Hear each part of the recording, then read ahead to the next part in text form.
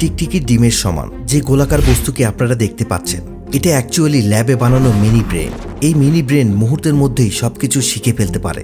যে বিজ্ঞানীরা এই কৃত্রিম ব্রেন অর্থাৎ নকল ব্রেনকে বানিয়েছিল, তারা এই ব্রেনকে 8 জন পুরুষের কণ্ঠকে 240 প্রকারের ভেরিয়েশনে শুনিয়েছিল এবং এই ব্রেন মাত্র 2 দিনের ট্রেনিংয়ে ওই 240 ভেরিয়েশনের কণ্ঠকে প্রায় 80% সঠিকতার সাথে চিনতে পারে। জাস্ট ইম্যাজিন, আপনি অঙ্কে অতটা ভালো নয়, কিন্তু আইনস্টাইনের মতো তুখোর মেধা আপনার প্রয়োজন। তবে এই মিনি ব্রেনের সাহায্যে আপনার এই চাওয়া পূরণ হতে পারে। আপনাকে শুধু এই মিনি ব্রেনকে আপনার ব্রেনে স্থাপন করতে হবে এবং মাত্র কয়েকদিন তাকে গণিতের উপর প্রশিক্ষণ দিতে হবে। এরপর আপনি আইনস্টাইনের মতো তুখোর মেধা অর্জন করতে পারবেন। তাহলে কি মানুষ তার বুদ্ধিমত্তাকে ইচ্ছামতো বাড়াতে পারবে? এই টেকনোলজির সাহায্যে মানুষ অদূর ভবিষ্যতে কি বায়োলজিক্যাল শরীরের পরিবর্তে কম্পিউটার ক্লাউডে অমর হতে চলেছে?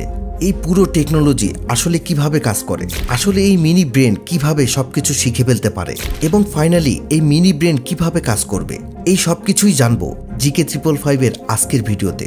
তাই পুরো ভিডিওতে আমাদের সঙ্গে থাকুন।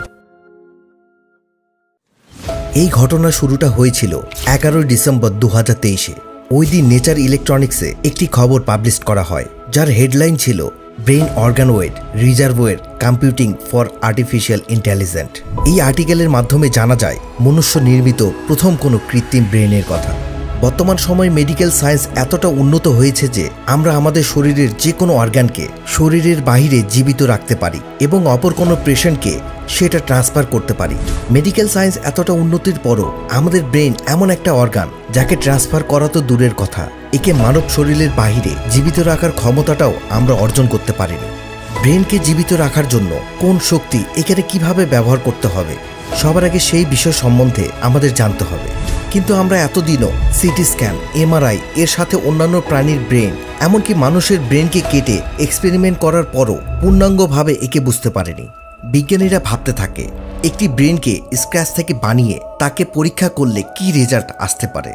এই জন্য তারা মানুষের শরীর থেকে উৎপন্ন হওয়া স্টেম সেলকে এক্সট্রাক্ট করে, কারণ স্টেম সেল শরীরের অন্যান্য কোষগুলোকে জন্ম দিয়ে থাকে।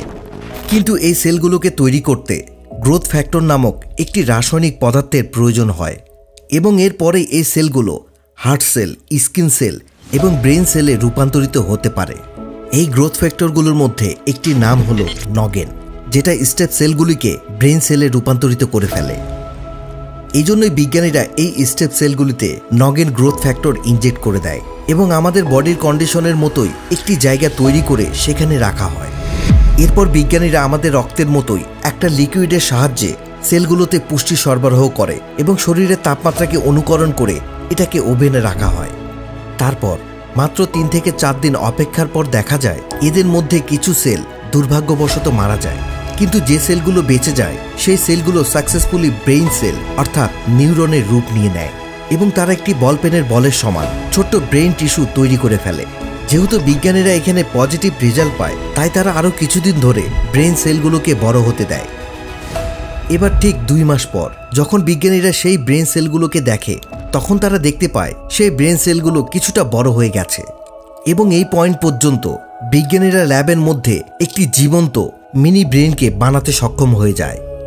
এবার বিজ্ঞানীরা এই মিনি ব্রেনের সাথে কমিউনিকেশন চালার জন্য একটি মাইক্রোচিপ ডিজাইন করে, যেটা ওই মিনি ব্রেনের সাথে ইলেকট্রিক্যাল ইম্পালসেসের মাধ্যমে কথা বলতে পারবে। এরপর ওই মাইক্রোচিপের সাথে মিনি ব্রেনকে কানেক্ট করা হয়। এতে মাইক্রোচিপ ওই মিনি ব্রেনের জন্য তথ্যকে ইলেকট্রিক্যাল ইম্পালসেসের মাধ্যমে ট্রান্সলেট করে দেয় এবং এর পরিপ্রেক্ষিতে ওই ব্রেন থেকে আসা সিগন্যালকে পুনরায় অ্যান্সার আকারে আমাদের প্রশ্নের উত্তর দিয়ে দেয়। বিজ্ঞানীরা যখনই এই মিনি ব্রেনের সাথে যোগাযোগ করতে সক্ষম হয়, ঠিক তখনই তারা এই ব্রেনকে ট্রেনিং দিতে শুরু করে। এই ট্রেনিংয়ের প্রথম ধাপে তারা 8 আলাদা আলাদা পুরুষের কণ্ঠকে ইলেকট্রিক্যাল সিগন্যালে রূপান্তর করে সেটাকে 2 দিন যাবৎ ওই মিনি ব্রেনে পাঠায়। এটা করার কারণ হলো মিনি ব্রেনটি যেন ওই আলাদা আলাদা ভয়েসের প্যাটার্নকে চিনতে পারে। এবার এই মিনি ব্রেন আমাদের ব্রেনের মতোই কাজ করতে পারে কিনা সেটা বোঝার জন্য বিজ্ঞানীরা 240টি আলাদা আলাদা ভয়েসের ভেরিয়েন্ট ওই মিনি ব্রেনকে শুনিয়ে দেয় এবং তারা দেখে 240 ভয়েসের মধ্যে মিনি ব্রেন ওই 8টি ভয়েসকে চিনতে পারে। মিনি ব্রেন থেকে পাঠানো উত্তরে দেখা যায় মাত্র 2 দিনের ট্রেনিংয়ে এটা 80% সঠিকতার সাথে ভয়েসগুলোকে চিনতে পারছে। এটা মানব ইতিহাসে এক অভূতপূর্ণ আবিষ্কার। কারণ আপনি নিজেই চিন্তা করে দেখেন, আপনি যখন অরিজিৎ সিং, সোনু নিগম এবং লতা মঙ্গেশকরের মতো শিল্পীদের গান শোনেন, তখন আপনার ব্রেন কি করে? আপনার ব্রেন তৎক্ষণাৎ তার ডাটাবেসে ওই শিল্পীদের যে মেমোরি আছে তার সাথে ওই গানের মিল খুঁজে বের করতে থাকে, এবং এভাবেই আমরা বুঝতে পারি এই গানটি কার। এবার এই ক্ষমতা তৈরি করে ফেলে এই মিনি ব্রেন। এটা আমাদের মানব জাতির জন্য বড় একটা সফলতা, কারণ বর্তমানে আমাদের কাছে ভিআর ক্যামেরা আছে যা আমাদের দৃষ্টিশক্তিকে নকল করতে পারে, মাইক্রোফোন আছে যেগুলো আমাদের কানের মতো কাজ করে, এবং মোবাইল স্ক্রিনের মতো টাচ সেন্সরও রয়েছে যা আমাদের স্পর্শকে অনুভব করতে পারে, অর্থাৎ নকল করতে পারে। কিন্তু বর্তমানে আমাদের প্রধান দুটি অঙ্গ নাক ও কান, এই দুটোকে আমরা এখনো নকল করতে পারিনি, কারণ এই দুটি অঙ্গের প্রধান কাজ আমাদের ব্রেনের মাধ্যমেই হয়ে থাকে, তারা নিজেরা কোনো কাজ করতে পারে না। এই মিনি ব্রেনের সাহায্যে এমন একটি কম্পিউটার সিস্টেম তৈরি করা যেতে পারে যেটা হতে পারে মানুষের ব্রেনের মতোই শক্তিশালী এবং দক্ষ।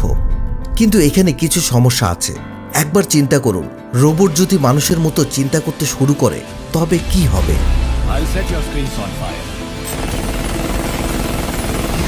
যদি মানুষের মস্তিষ্ক এবং এর মানসিকতাকে কন্ট্রোল করতে গিয়ে যদি রোবট আমাদের নেগেটিভ জিনিসগুলো যেমন ক্লেভারনেস এবং সেলফিশনেস এই বৈশিষ্ট্যগুলোকে যদি আয়ত্ত করে ফেলে, তবে এই মানবজাতিকে আর কেউ বাঁচাতে পারবে না।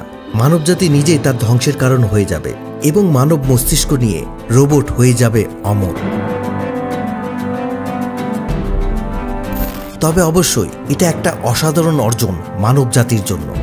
যদি আমরা এসব টেকনোলজিকে ভালো কাজে ব্যবহার করি তবে আমরা অনেক অজানা তথ্যকে জানতে পারব, আর যদি এটাকে খারাপ কাজে ব্যবহার করি তবে আমরা নিজেদের ধ্বংসের দ্বার প্রান্তে চলে যেতে পারি, এমনকি ধ্বংস হয়ে যেতে পারি। কিন্তু এই আবিষ্কার নিয়ে আপনার কি মনে হয়? আপনার মতামত আমাদের কমেন্ট বক্সে জানাতে পারেন। ভিডিওটি ভালো লেগে থাকলে লাইক ও শেয়ার করবেন। আমাদের চ্যানেলে আপনি নতুন হয়ে থাকলে অবশ্যই সাবস্ক্রাইব করে পাশে থাকা বেল আইকনটি অল করে দিন। আপনি চাইলে স্ক্রিনে থাকা যে কোনো ভিডিও এনজয় করতে পারেন। ধন্যবাদ।